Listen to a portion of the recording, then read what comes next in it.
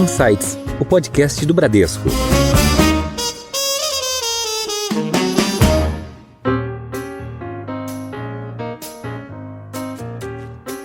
Então, a Tenda foi uma das primeiras empresas a montar lojas e não estandes de venda, né? O mercado costuma colocar lá no terreno um stand, fazer um apartamento modelo decorado. A gente foi em outro sentido. A gente foi no sentido onde está o nosso público-alvo. Então, em geral, regiões de comércio, de grande circulação, de emprego. Então, a companhia tende a conseguir crescer. Tem sempre volatilidades trimestrais ou semestrais, mas eu digo, num horizonte de tempo mais longo, quando você olha um ano, ela tende a conseguir crescer com muito baixo consumo de capital de giro. Isso quer dizer que boa parte desse lucro, né, esperado, ele caixa. vai sendo convertendo em caixa. Olá, tudo bem? Esses são alguns destaques de hoje, mas tem muito mais. Eu sou a Daniela Fazzolari e esse é o Insights. Você já ouviu falar em uma calculadora dos sonhos? Na mesa do Insights hoje, temos uma empresa que desenvolveu uma dessas. Além disso, no papo, tem os movimentos do mercado imobiliário, expansão, desafios e oportunidades. Vamos conversar com a Daniela Ferrari, que é diretora de Relações Institucionais da Tenda. Dani, seja bem-vinda ao Insights. Obrigada, Dani. Conversamos também com Luiz Maurício Garcia, CFO da Tenda. Luiz, obrigada também. Obrigado, Dani. E para essa conversa, ao meu lado, está conosco hoje o Bruno Mendonça, que é Head de Real Estate do Research do Bradesco BBI. Bruno, obrigada por participar também. Obrigado pelo convite. Eu vou começar aqui com uma pergunta para a Dani. Dani, a Tenda foi fundada em 69 e hoje ela é uma das principais incorporadoras para baixa renda do Brasil. Fala um pouco para a gente o overview da empresa, as aspirações e o que vocês estão imaginando agora para os próximos anos. A Tenda tem mais de 56 anos, né, de história, sempre foi focada na habitação econômica, para baixa renda. Hoje atua em 9 estados brasileiros. Já entregamos mais de 180 mil moradias. Então, aí, se a gente fizer uma continha, quase 800 mil pessoas impactadas por uma habitação. E ao longo dessa jornada, a gente acabou a estratégia da Tenda focando aí em capitais, por conta da escolha da tecnologia, do processo construtivo, para a gente dar acesso mesmo a famílias de menor renda. Hoje o nosso público-alvo tem uma renda entre R$2.000 e R$3.000. E para complementar essa estratégia, a gente lançou uma segunda marca, que é a Leia, que faz casas em wood frame, para ir atingir cidades menores. Então hoje a gente está presente tanto em capitais quanto aqui no estado de São Paulo, no interior, em cidades um pouco menores. Vou fazer uma pergunta para o Luiz. Acho que a história da Tenda se confunde até com a história do Minha Casa Minha Vida, que já é um programa bastante consolidado. Então, se você puder falar um pouco sobre a relação da Tenda com o programa Minha Casa Minha Vida e nas alterações de regras que tiveram nos últimos anos do programa, como isso tem afetado o negócio da Tenda nos últimos anos, nessas últimas mudanças que aconteceram. Legal, Bruno. Obrigado pela pergunta. De fato, a Tenda acho que é uma das poucas construtoras que ela sempre foi focada exclusivamente no programa Minha Casa Minha Vida, né? Nós, pegar, por exemplo, desde 2013, quando esse novo modelo de negócios, né, começou a ser desenhado, o foco da companhia sempre foram o que hoje conhecemos como as faixas 1 e 2 do programa, né? Mais recentemente, acho que por algumas razões diversas, né, que acho que depois a gente pode entrar se for o caso, nós também começamos a atuar no faixa 3 e hoje representa algo como 15% a 20% do nosso volume. É algo que pode crescer, mas enfim, o objetivo da companhia é continuar focado no programa. Acho que como o programa ele hoje é muito mais abrangente, ele atinge um número de famílias muito maior e agora tem até o faixa 4, né, que foi recentemente anunciado pelo governo. Então, hoje o programa ele é tão abrangente que acho que não faz... É interessante para a companhia ter uma certa mobilidade entre essas faixas, né, e uma complementaridade. Então, hoje nós enxergamos dessa forma, mas o objetivo da companhia é, sim, continuar focada 100% no programa Minha Casa Minha Vida, navegando entre as faixas. O faixa 1 é a faixa de renda mais baixa, né? Exato. E é onde a Tenda atua na parte de baixo da pirâmide de uma forma até diferenciada em relação a outros players, né? Isso. Quais são os principais diferenciais competitivos que permite que a Tenda atue nesses segmentos de renda mais baixa que a maioria dos outros?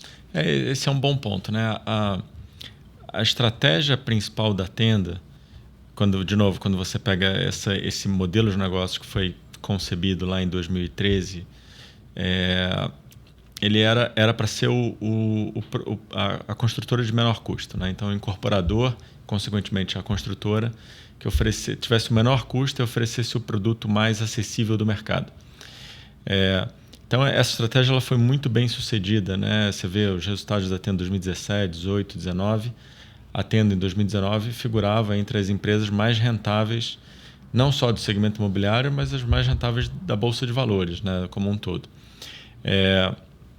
E o mercado, nós tivemos, né, questões de custos aqui ao longo da pandemia, que felizmente, né, saímos dela já, mas o mercado como um todo mudou. Eu acho que seja pela maior abrangência do programa Minha Casa Minha Vida, seja então, consequentemente, que ele agora passou a incorporar famílias de maior renda, que tem uma demanda habitacional diferenciada, ela valoriza mais alguns atributos de produtos, né, como piscina, como varanda, Então, esse posicionamento a Tenda não tinha. Então, tanto que a Tenda foi uma das empresas que teve a maior participação naquela antiga faixa 1,5 do programa. Que era o que naquela época? Eram unidades de R$140 mil, e o subsídio naquela época ia até R$45 mil. Então, o subsídio ele superava 30%, era 1/3 do preço da unidade era subsídio. Hoje, os subsídios, em média, são muito menores e o preço da unidade subiu muito pelo efeito inflacionário, né? E, ao mesmo tempo, o programa incorporou famílias de média renda, né, que hoje estão dentro do programa. Então, essa combinação de fatores, dentre outras, faz com que o programa possa ter um espectro não só de público, mas como de produto, de tipologia, de atributos, muito maior do que tinha no passado. E eu acho que nós vemos, né, que tem empresas que estão navegando muito bem entre esses diferentes espectros de renda, produto e tipologia, e eu acho que é algo que nós estamos caminhando para isso. Acho que é bom a gente ilustrar aqui para quem está ouvindo que não é do setor, quais são essas faixas de renda e o que é o ticket médio, o valor médio da unidade dessas faixas 1, 2, 3 e até a 4. As faixas de renda hoje, você tem a faixa 1, que é de 0 a 2 salários mínimos, que vai até 2.850, teve um ajuste agora de inflação nelas. Você tem a faixa 2, que vai até 4.600, se eu não me engano, e depois a faixa 3, que vai até 8.600. Você teve esse ajuste também. E agora a nova faixa 4, que vai até R$12 mil. Então, a gente trabalhando nessa faixa 1 e 2, a gente fica entre essa renda de 2.850 e 4.500. Ou seja, 2 salários mínimos é possível comprar uma casa própria já dentro do programa Minha Casa Minha Vida. Dentro da linha de crédito do FGTS, né? O programa Minha Casa Minha Vida, ele tem, nessa faixa 1, 2 fundings que atendem ele. O principal é o FGTS, mas tem também o FAR, que é o orçamento do governo. Então, ele tem subsídio maior, os valores das unidades são menores. Então, existem essas duas modalidades. Hoje, a gente atua só no FGTS. Só complementando aqui, só para ficar claro para o público, né? O salário mínimo atual 1.516, né? Mas esses 2 salários é porque ele é referente ao salário mínimo do ano passado. Então, por isso que 2 salários totaliza esses 2.850, né? Que era o salário de 1.425. Perfeito. E aí, já aproveitando, vocês falaram bastante do Minha Casa Minha Vida. E aí, Dani, te pergunto, o déficit habitacional ainda é bem alto no Brasil, apesar de todo esse estímulo que o governo tem dado. O que você imagina, o que você espera de novas políticas e novos programas habitacionais, sejam eles do Estado ou da própria União? Sim, o déficit é super resiliente, né? Passa ano, entra ano, ele continua 6, 7 milhões de moradias. Mesmo Minha Casa Minha Vida, ao longo desses 15 anos, tendo sido o programa que mais entregou moradias, né? Então, existe um aumento da necessidade de habitação. O principal, vamos dizer assim, problema do déficit, né? O principal gargalo do déficit é o ônus de aluguel, né? A gente sabe que isso é um custo elevado para as famílias, e é justamente aí onde a gente tenta atuar. E a gente tenta não apenas nos programas federais. Então, a gente vê hoje que os governos estaduais, governos municipais também têm programas, não apenas para aqueles terrenos públicos deles, mas programas para trabalhar com a iniciativa privada.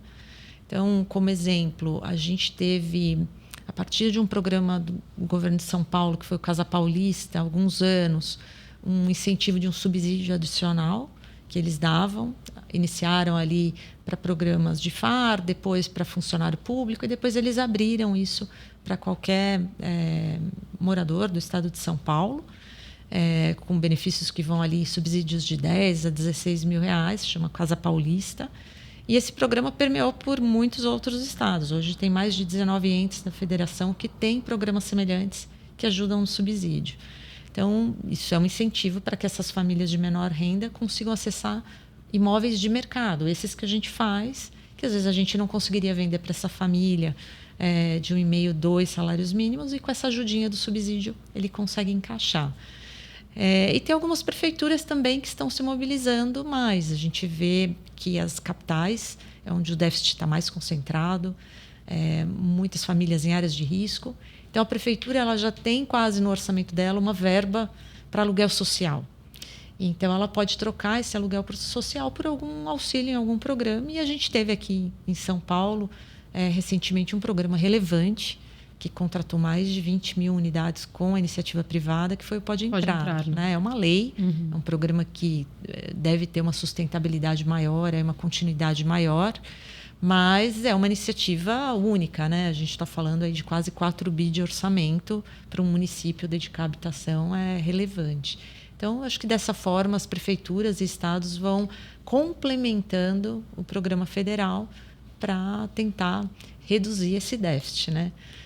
A gente, assim, como boa notícia, eu acho que não é de se esperar nas capitais, regiões metropolitanas, mas tem alguns municípios de interior que a gente já vê com a atuação da Alea que são capazes de erradicar o déficit, né? Municípios pequenos, então acho que não é um sonho muito longe, mas óbvio, tem muito trabalho pela frente ainda. Isso tudo tem uma pegada social muito forte, né? Quais são as estratégias que a Tenda tem adotado para reforçar a imagem e o relacionamento com as comunidades onde ela atua? E se você puder falar um pouco para a gente sobre o que é a calculadora dos sonhos, que é uma forma de trazer essa comunidade para entender que eles são capazes de comprar um imóvel, de ter uma moradia própria digna, se você puder explicar para a gente um pouco sobre esse produto.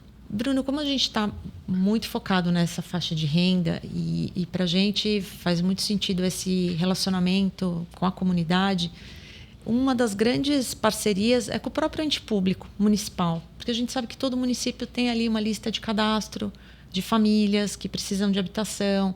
Então, usualmente, quando a gente vai licenciar um projeto, quando a gente compra um terreno e vai passar por essa etapa de licenciamento, a gente costuma fazer parceria com a própria prefeitura. Então, se dá um exemplo, Coab de Campinas, Coapar do Paraná. Então, várias dessas prefeituras a gente estabelece uma parceria de dar preferência, indicar primeiro as unidades que a gente está levando ao mercado para essas famílias, para tentar beneficiá-los. E ali o município vê essa atuação mais próxima da iniciativa privada. Além disso, a Tenda trabalha muito com mão de obra própria. Né? Mais de 60% dos nossos funcionários de obras são verticalizados, são CLT da Tenda. Né? Isso não é uma grande prática do mercado. Nosso mercado trabalha muito com terceirização. Então, quando a gente traz essa mão de obra própria, a gente também estabelece ali uma contratação de funcionários da própria região, tentando maximizar essa geração de emprego, de renda para quem está ali. E como você citou, a calculadora dos sonhos, né? Ela, na verdade, é o quê? Essa faixa de renda ela tem muita dificuldade de entender que ela pode adquirir um imóvel. Porque, óbvio, é muito difícil, né? Você passar pela burocracia da análise de crédito, saber escolher um imóvel.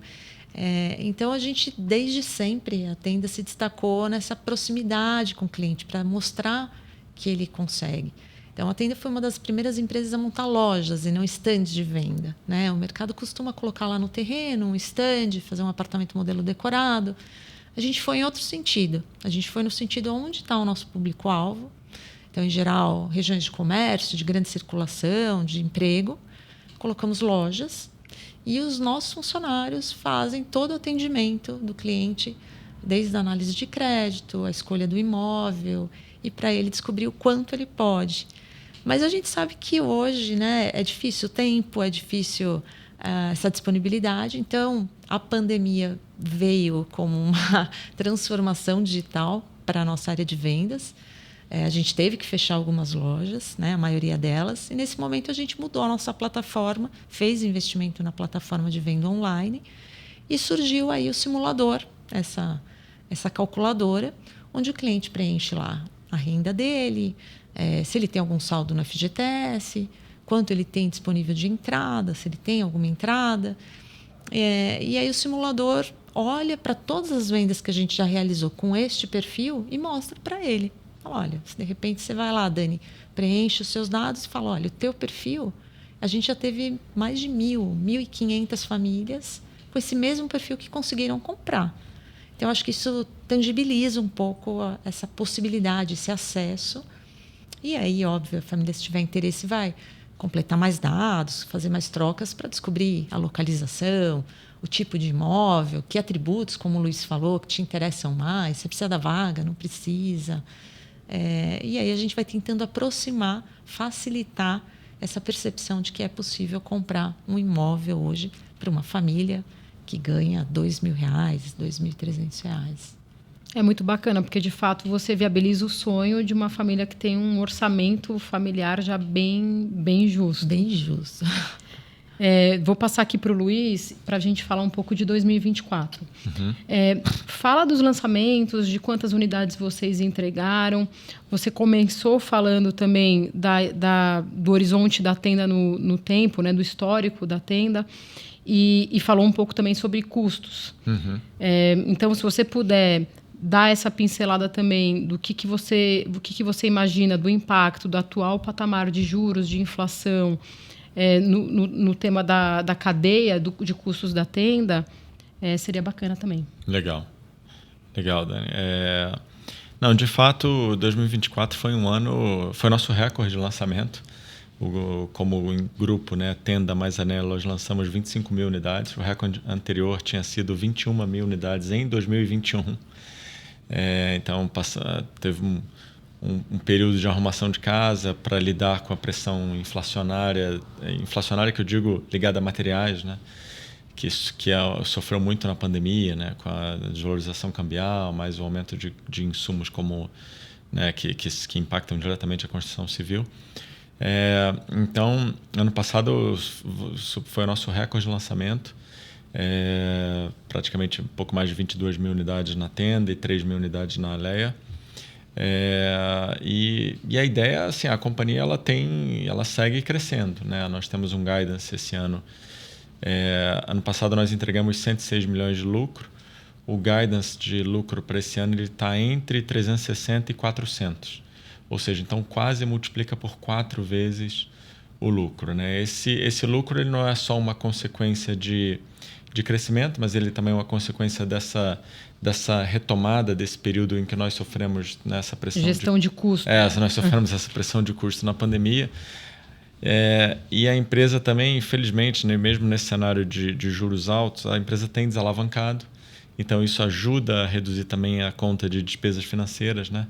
Mas acho que o legal o ponto positivo, né, para nós nesse tema de juros é que ele não afeta a nossa demanda, né? Porque os juros, acho que ele pode impactar uma empresa como a Tenda, né, de 3 formas diferentes, né? Primeiro, a despesa financeira da própria companhia, isso sim tem um impacto, mas a gente tem compensado isso, seja reduzindo os spreads de dívida, né, e reduzindo a alavancagem em si. A percepção de risco da companhia está melhor, então o custo de emissão de uma dívida também reduziu como percentual do CDI, né, da Selic. Outra forma de impacto é no preço das ações, né? Então, juro alto, a taxa de desconto das ações, então isso aqui é mais para quem olha o mercado acionário. E a terceira e mais importante é o impacto no financiamento imobiliário, porque esse sim é o core, né? É o coração da empresa, né? O nosso cliente. É o que impulsiona a tua venda. Impulsiona a venda. Então, essa é a mais importante de todas. E, felizmente, como o programa Minha Casa Minha Vida, a fonte de financiamento é o FGTS, e como o FGTS ele não tem um impacto direto de juros, né, porque ele remunera o cotista pela regra pré-definida, né, que é aquele metade, 50% do lucro, né, e o TR mais 3, então a única variável ali é o TR, é a taxa TR, né, a taxa referencial, que hoje está um pouco abaixo de 1, né, se não me engano, ela oscila, mas então o impacto para o cliente ele é muito baixo, ele basicamente é só a TR. Então, e mais importante do que isso, o governo ele até nos últimos anos ele até reduziu a taxa para o cliente final, né? Ele criou incentivos para o Faixa 1, que é justamente... Aumentou o prazo do financiamento. Aumentou o prazo, foi para 420 meses. Ele criou taxas diferenciadas para as famílias de menor renda, né? Que são essas de até 2 salários do ano passado, né? Esses 2.850. Então, esses benefícios mais do que compensaram para o cliente esse impacto da TR, que é muito pequeno ali para ele, né? Então, acho que por esse lado a gente está bem protegido, e no lado da empresa também, pelas duas razões que eu trouxe anteriormente. O lado da inflação, esse sim é um ponto que preocupa. Recentemente, o último dado do INCC, o INCC atingiu 7,5% nos últimos 12 meses. Mas, assim, eu acho que tem duas notícias positivas aqui. A primeira é que já em setembro do ano passado, quando nós iniciamos o nosso processo orçamentário, naquele momento foi quando o mercado financeiro veio precificando, né, uma taxa de juros mais alta, uma inflação mais alta. Então, nós optamos por ser conservador e acho que essa decisão se mostrou super acertada. E nós, naquele momento, já decidimos por ter uma provisão de inflação nos nossos orçamentos de construção de 7%. Então, por mais que o INCC esteja em 7,5%, os nossos orçamentos estão super adequados. Assim, né? A gente está vendo que eles estão suficientes. A gente não espera que também que o INCC vá superar muito esse patamar. Pelo contrário, a gente vê a inflação. O INCC ele basicamente tem duas variáveis muito importantes, né? A inflação de mão de obra e a inflação de materiais. E a inflação de mão de obra, o mercado está aquecido, essa deve se manter um pouco mais alta, mas a inflação de materiais não. Essa está num patamar confortável e quando nós olhamos assim, preço de commodities e o câmbio, ele mostra que a gente não deve ter uma pressão. Então a gente está bem confortável com a inflação de materiais e o modelo construtivo da Tenda ele é muito mais exposto na média da construção civil, né, a materiais do que mão de obra, pela abordagem industrial que nós temos, né? Então nós construímos com aquele modelo de forma de alumínio. E esse modelo ele é mais intensivo em materiais, por isso até que nós sofremos mais na pandemia, né? Em 2021. Do que em 2021 foi o oposto. A inflação de materiais foi muito mais alta. Commodities muito alto, o dólar alto. E agora é o cenário contrário. Então, eu acho que no relativo à indústria, a Tenda está bem posicionada. Então, acho que esse é um aspecto positivo para nós. Bacana. E você acha que é possível afirmar que esses impactos negativos que a gente viu no pós-pandemia já foram totalmente superados? E, de outra maneira, quais foram as principais lições que ficaram desse ciclo difícil que teve no pós-pandemia? Lições de planejamento e lições e mudanças na forma de operar da Tenda? Quais foram as principais para talvez evitar impactos como aquele que a gente viu em 2021 e 2022?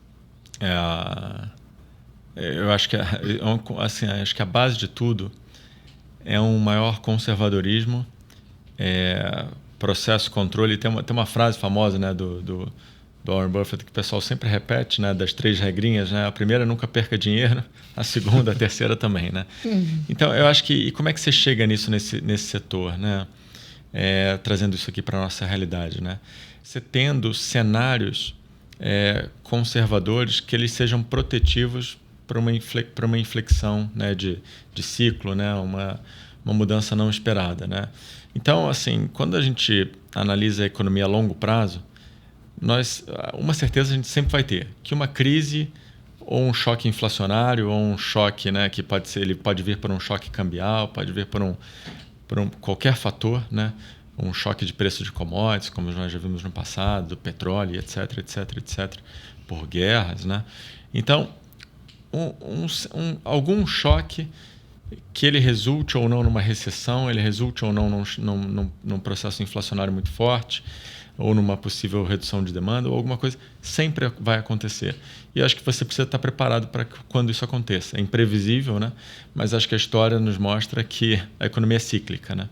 Então, você precisa estar preparado para o cenário não necessariamente de baixa, mas um cenário onde, às vezes, é até um cenário positivo, né? A pandemia é uma segunda derivada, né, da pandemia, ou dentre muitas, mas é que a demanda por imóveis subiu muito. As pessoas passaram a atribuir muito mais valor a ter sua residência, a ter o seu porto seguro, né? Todo mundo trancado em casa naquele momento. Quer dizer, não todo mundo, né? Muitas pessoas não tinham nem opção, mas acho que todo mundo acho que teve uma conscientização, né, pela moradia, pelo lar, que é a importância que isso tem, né? Então, acho que isso teve uma demanda por imóveis muito, muito forte naquele momento e que isso até impactou o preço dos insumos, né? Porque o setor imobiliário ele saiu da crise muito forte e muito rápido. Juros, né? Muito baixos. Juros muito baixos, incentivaram, exatamente. Então, acho que a lição é essa, Bruno. De certa forma, você definir como você vai atuar, o que são processos e controles muito bem desenhados e principalmente que o seu balanço, o seu plano de ação, ele esteja sempre pronto a lidar com algum cenário adverso. Que, de novo, ele virá. A gente só não sabe quando, né? Dá um exemplo disso, né? A gente ajustou a nossa política de land bank. Então, para fazer majoritariamente as compras em permuta e quando em cash, ajustado para a data do lançamento, para você não ter uma exposição. Ajustamos nossa política de velocidade de vendas também, né? Para ela ir conforme o pace da obra. Então, são alguns exemplos de como a gente torna essa estratégia mais protetiva para esses momentos de crise. Perfeito.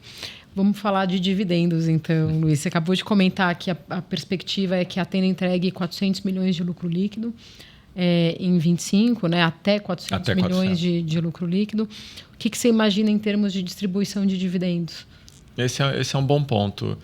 Acho que outra vantagem desse setor, né, Dani, você conhece bem, é que ele é um setor que ele consegue crescer com baixo consumo de caixa desde que todos esses principais pilares, um deles é o que a Dani acabou de mencionar, está ligado ao terreno, eles estejam bem equacionados, né? Então, os principais ofensores de capital de giro nesse setor, um deles é justamente a compra do terreno, né?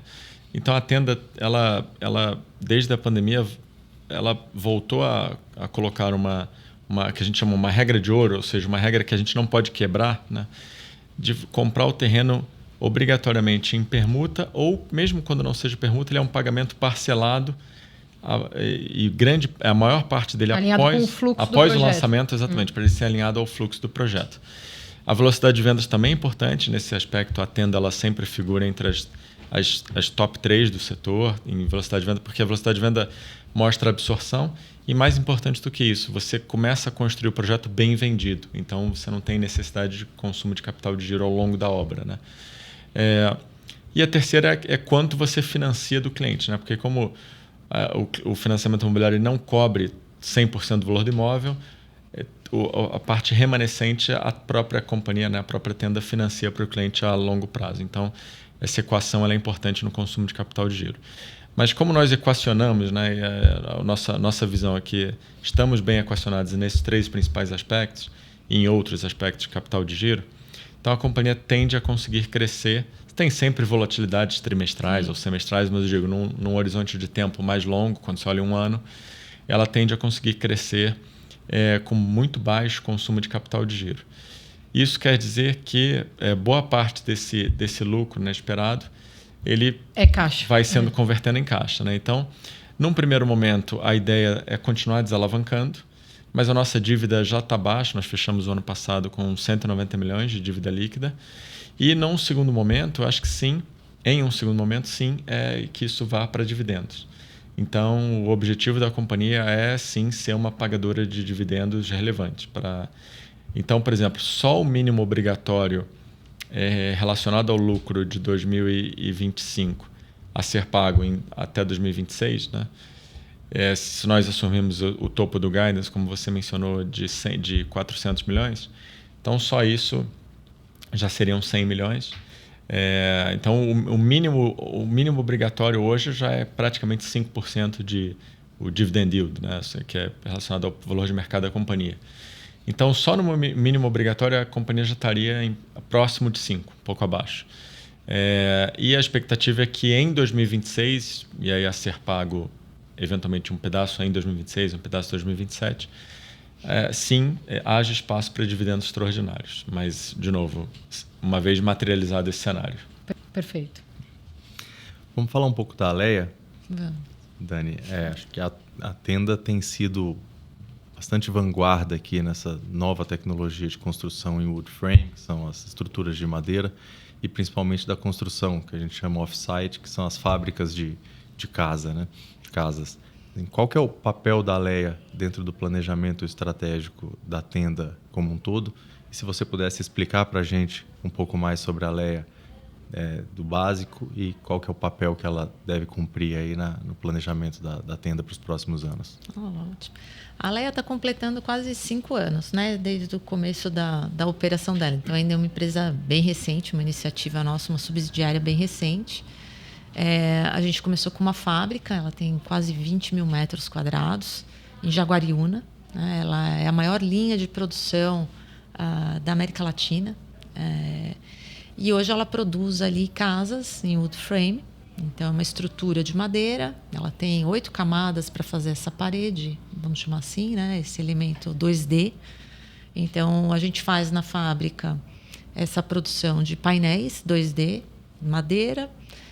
Para o cliente, do lado interno é pintura, do lado externo você tem uma placa cimentícia. Então, também a textura, o contato com o cliente é muito semelhante a qualquer outro método de construção mais convencional. Então, esses elementos 2D eles são produzidos na fábrica, já vem ali com caixilho.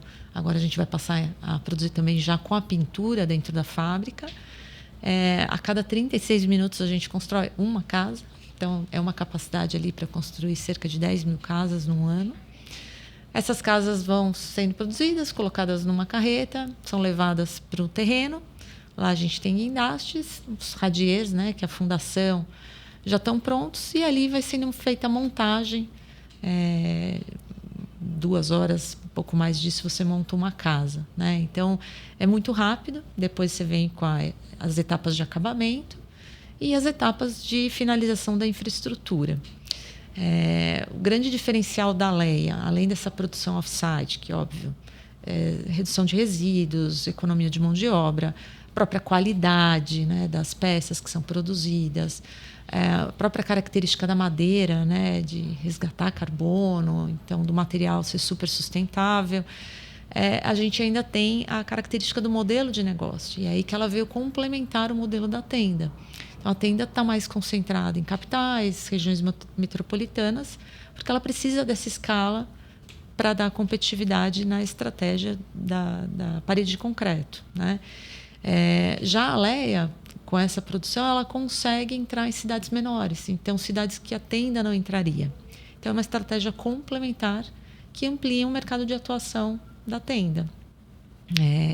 Então, essa é a principal vantagem dela, né? E acho que desafios daqui para frente, o Luiz falou, a gente lançou quase 3 mil unidades no ano passado, é um crescimento enorme. Então, são desafios, as dores do crescimento e, propriamente, a geração de novos negócios. A gente sabe que o loteamento no Brasil ainda é uma etapa de desenvolvimento muito burocrática, né? Envolve muitas etapas de licenciamento. Então, isso acaba retardando um pouco esse crescimento. E aí, alternativamente, também a gente criou um modelo de atuar com as casas em loteamentos já pré-licenciados ou já lançados, né? Então, às vezes um loteador vai lá, já tem a implantação do loteamento, tem uma quadra remanescente. Então, essa foi uma estratégia também de crescer a Alea sem depender exclusivamente do nosso desenvolvimento imobiliário. Então, acho que é uma característica nossa, tanto de Tenda quanto a Alea, fazer o ponta a ponta, né? Desde a aquisição da área, todo o licenciamento, a venda, o repasse, a construção, pós-venda, tudo isso, né? Então, é uma empresa que atua do começo ao fim. Então, alternativas como essa da Casa Pátio, né, que a gente comprar loteamentos já prontos, acelera um pouco essa possibilidade de crescimento. Bacana. A Leia tem tudo a ver com sustentabilidade, e aí minha pergunta vai nessa linha também, tá, Dani? Quais são as iniciativas de vocês relacionadas a esse ponto, a ESG, sabendo que o core business da Tenda já é muito social, porque viabiliza a moradia para um público de baixa renda.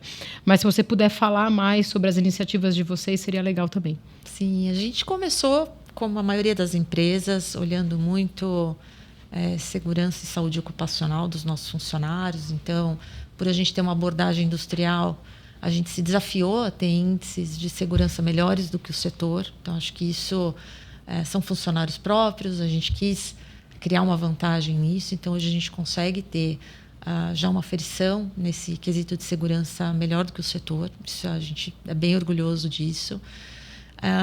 A gente olha também muito os nossos funcionários, então esse aspecto de ter mais de 60% dos funcionários de obra verticais, então tem toda uma atuação da empresa para esta mão de obra, esses colaboradores que estão lá nos canteiros de obra. Olhando mais para a agenda, ainda na social, a gente tem um projeto super bacana, que é o projeto de inclusão de refugiados, né? O Luiz comentou aqui que o nosso setor vive uma crise de mão de obra, assim como outros também. E através de um teste, um piloto, isso deu super certo. A gente notou assim, surpresas super bacanas, como baixo turnover, um engajamento muito grande desses colaboradores em querer trazer família e amigos. Então, foi algo que foi crescendo naturalmente. Hoje a gente já tem mais de 7% da nossa força de mão de obra de refugiados, então um programa também bem bacana. E aí na agenda ambiental, a gente começou olhando muito resíduo, né, tentando minimizar isso com a abordagem industrial. É uma construção mais seca, uma construção mais industrializada, e agora a gente está se desafiando a outros aspectos, né? Então, por exemplo, a gente começou a verticalizar mais as nossas tipologias. Então, sair daquele predinho de TR+4 sem elevador. Hoje a gente tem torres com 22, 25 andares. A maioria ali de 10 a 16. Mas com isso a gente conseguiu começar a comprar terrenos mais bem localizados. E esse fator de mobilidade, de trazer um imóvel acessível, bem localizado, ele é um impacto social imenso na vida do nosso cliente, né? Desse público-alvo. Está muito ligado àquela ODS 11. Então, a gente percebe que isso tem um impacto gigantesco. E a própria faixa de renda que a gente atende, né? Então, acho que a gente se propôs a atender faixa 1 e faixa 2. A média das famílias de renda que a gente atende ela é bem menor que a do setor. Então, a gente está conseguindo dar esse acesso a famílias que hoje estão em condição de vulnerabilidade. A participação dos programas sociais, a gente acaba atendendo com uma produção privada famílias que não conseguiriam ter acesso a um crédito caixa, e através de um subsídio do governo municipal ou estadual, a gente consegue trazer famílias de maior vulnerabilidade. Então, são algumas iniciativas, né?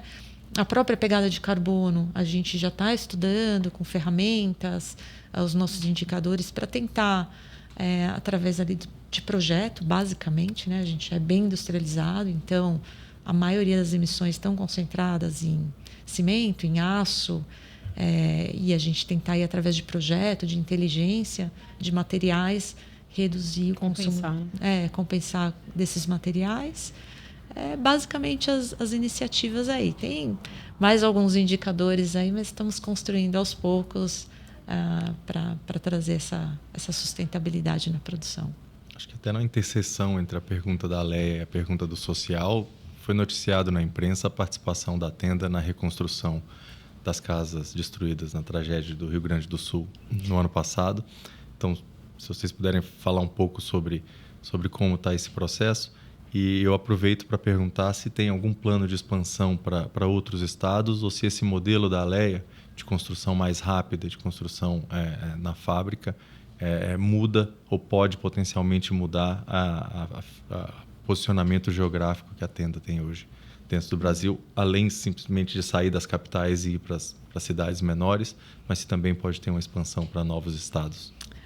O atendimento do Rio Grande do Sul Reconstrução, Bruno, ele começou muito forte dentro da Tenda, mais pela nossa operação Tenda e menos pela Alea, porque nós temos uma regional em Porto Alegre, a gente tem escritório, nosso escritório foi impactado com as enchentes, alguns funcionários nossos tiveram casas impactadas, então essa mobilização surgiu de dentro da empresa, muito naturalmente, para a gente tentar resolver com Tenda, com os apartamentos, né? Mas num segundo momento todo mundo, poxa, mas seria tão bom, né, se a gente conseguisse atender com a lei, imagina o impacto. Mas a primeira dificuldade que veio é a questão do frete, da distância, das estradas com acesso interrompido e a preocupação, poxa, mas tem terreno, né, que seria capaz de absorver um loteamento grande e tal. Então, num primeiro momento foi mais Tenda. Mas aí, com o envolvimento do governo federal, né, de apoio, não, precisamos de alternativas. E aí, a gente estava em conversa com o governo federal por conta da Alea, do sistema de wood frame, que já é normatizado, mas a gente tem uma produção em fábrica, a gente quer melhorias nesse processo de contratação e financiamento. Você fala, poxa, vocês topariam ir para Porto Alegre? A gente fala, olha, a gente não é loteador lá, podemos tentar fazer uma parceria com um loteador local, mas tem a questão do frete. E aí o governo falou, não, a gente obviamente ajustaria isso, mas a gente gostaria de contar com a produção de vocês. Então, a gente começou, achamos um parceiro local, identificamos uma área em Canoas para 1.500 unidades. Esse projeto hoje está na etapa final de licenciamento. Nossa expectativa é ter o alvará para ir contratar com a Caixa e começar a produção. Então, foi meio assim que começou a história e é uma possibilidade atingir. Obviamente, a gente não espera que aconteça casos de crises climáticas, situações como aconteceu no Rio Grande do Sul, mas hoje a Alea ela tem uma condição de atender economicamente dentro de um preço que se pratica num raio de 450, 500 quilômetros ali de Jaguariúna. Então, isso permite a gente atender norte do Paraná, sul do Mato Grosso, sul de Minas Gerais. Então, existem possibilidades. Hoje, a primeira localização que a gente tem fora de São Paulo é em Três Lagoas, no Mato Grosso do Sul. Já temos atendimento lá. E a gente está olhando bastante essas regiões para novos negócios. Bacana. Vou mudar um pouco o tema agora, vou para a carreira. Dani, queria te perguntar, assim, fala um pouco da sua trajetória, os desafios que você teve. Você é uma mulher no setor da construção civil, que é raro. Então, conta pra gente aqui um pouco. Engenharia nunca foi fácil, acessível para as mulheres, né? Acho que os números mostram um pouco. Minha carreira, eu comecei como estagiária de técnica em edificações, então foi um colegial mais técnico, depois faculdade de engenharia e numa empresa que foi a Gafisa, né, que sempre deu muita oportunidade para programas de estágio e foi ali que eu comecei minha carreira.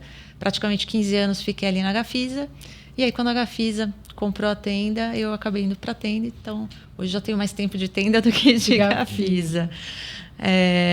E eu acho que muitas das mulheres começam assim, né, com programa de estágio, com programas de incentivo. Então, hoje na Tenda a gente tem um programa desses, de mentoria, por exemplo, temos programas de estágio, temos programas de trainee, e a gente busca essa equidade nas nossas políticas. Então, hoje um dos melhores números que a gente tem é em obras, justamente, no canteiro de obras. Então, mais de 50% das nossas gestoras de obras já são mulheres. É um número bem bacana. Maiores dificuldades continuam em liderança, né? Acho que em gerentes, cargos de gerência é nosso maior percentual. E na média do quadro, cerca de 30%. Então, a gente vai buscando, através do conselho, diretoria, né? Somos em 3 diretoras na Tenda. Tentar puxar a mulherada para vir junto, incentivar para áreas de negócio, áreas comercial, enfim, áreas que não tem tanta essa história de equidade, né? Então, é desafiador, não é fácil, mas a gente tem contado com muito apoio.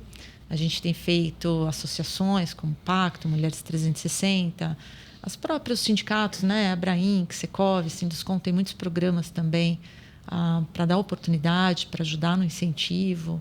Então, é a forma como a gente tem tentado puxar a mulherada para a carreira de engenharia, de arquitetura. Bacana, e você como uma inspiração para todas elas. Obrigada. Sem dúvida. Luiz, você fala um pouco de liderança, né? Sua carreira, você já foi da casa, mas fala um pouco sobre os desafios que você tem na liderança especificamente. Acho que o grande desafio na empresa, Dani, acho que, né, como qualquer lugar que a gente vê, acho que você está sempre mudando, né, e sempre tentando melhorar, né? Então acho que essa é muito a pauta que eu puxo, né? Acho que a gente pode sair todo dia de casa, fazer o nosso trabalho e voltar, ou a gente pode sair, além de fazer o trabalho, buscar, o que eu posso melhorar, como é que eu posso me atualizar, o que tem de novidade, né, no mundo corporativo, na literatura, no que a gente possa estudar, aprender coisa nova. Então, acho que é isso que eu puxo sempre muito pelo time, né? O que a gente pode trazer de inovação, quais são... Eu gosto muito de benchmarks, né? Então, a gente sempre a gente aprende muito quando conversa com outras empresas de diferentes setores, ver práticas que estão sendo implementadas num outro setor e como é que isso pode ser, como é que a gente pode trazer isso para a nossa realidade. Então, acho que a gente não pode se acomodar, né? A gente tem que estar o tempo todo buscando como é que melhora, E acho que é isso que eu puxo muito pelo time, né? E eu acho que a gente tem que ter, assim, pessoas boas, né, competentes, que queiram aprender, que queiram trazer essa agenda, né, de inovação e melhoria contínua para dentro da empresa, né? Então, acho que esse é o nosso foco. Perfeito. E mudando agora de novo de assunto e já encaminhando para o final desse nosso bate-papo, queria que vocês dessem uma dica cultural aqui para os nossos ouvintes. Cultural? Nossa, a gente está ali no centro de São Paulo. Acho que a gente vive cultura ali. E a gente está cercado. Restaurantes também, né? A gente sabe que a cena gastronômica de São Paulo é relevante. Então, os espaços ali culturais do centro, às vezes muita gente me pergunta, nossa, mas você trabalha no centro, e aí? Continua perigoso? Tá perigoso? Todo mundo perguntando isso pra gente, eu falo, gente, não, tem os horários mais difíceis, mas a gente que está ali do lado, a gente percebe uma vida, né? Tentando retomar através do comércio, através dos espaços culturais. A gente eu adoro Casa de Francisca, então ali a gente vai almoçar, a gente vai happy hour, a gente vai às vezes de final de semana. Então, é um lugar que para a gente ali é o nosso boteco no centro. É muito gostoso. E a gente espera que isso permeie por mais regiões do centro, né? A gente Com sabe certeza. Ali a região mais República já tem também esse movimento. Rio Branco agora, com toda a perspectiva de investimento que vai ter lá, né? Então, a gente espera que isso também chegue por lá. E o seu, Luiz? Não, eu ia falar desse mesmo aspecto, assim, não sei se eu reitero o que a Dani trouxe. Bacana. Então, o centro da cidade é a dica cultural de hoje. Né? A gente bom, eu sou suspeita, engenheira, meio arquiteta, com gosto de arquiteta, então eu gosto dos prédios, eu gosto dos viadutos, das calçadas. A gente está tendo... São investimentos ainda pontuais, não é uma coisa que às vezes se conecta. Isso que é difícil no centro, né? Porque é muito caro você renovar. Então, às vezes, esses links entre as áreas que estão sendo renovadas é difícil de você falar, poxa, mas mudou, transformou. Então, você tem o Vale do Anhangabaú, você tem o Viaduto Santa Efigênia, você tem o Triângulo, mas vai chegar uma hora que eu espero que isso esteja mais conectado e a gente possa tirar esse preconceito do centro. Vocês, como mercado financeiro, começaram na região central muito forte, e espero que ele se renove. E o escritório de vocês, do centro, inclusive, é um belíssimo escritório. É um retrofit na Boa Vista, né? Muito um retrofit bonito. de onde era ali o restaurante, né? E no prédio do Jockey. Bacana, Dani. Obrigada pelas dicas, Luiz. Bom, esse foi, então, mais um episódio do Insights, o podcast do Bradesco. Eu tive o prazer hoje de conversar com a Daniela Ferrari, que é diretora de Relações Institucionais da Tenda. Dani, novamente, muito obrigada. Obrigada a vocês pela audiência, foi um prazer. E agradeço também ao Luiz Maurício, que é o CFO da Tenda. Luiz, muito obrigada novamente também. Obrigado, eu que agradeço. Foi ótimo estar aqui com vocês. E agradeço ao meu parceiro aqui da mesa, o Bruno, que é Head de Research do Real Estate do Bradesco BBI. Agradeço, Dani, Luiz, Dani. Muito obrigado.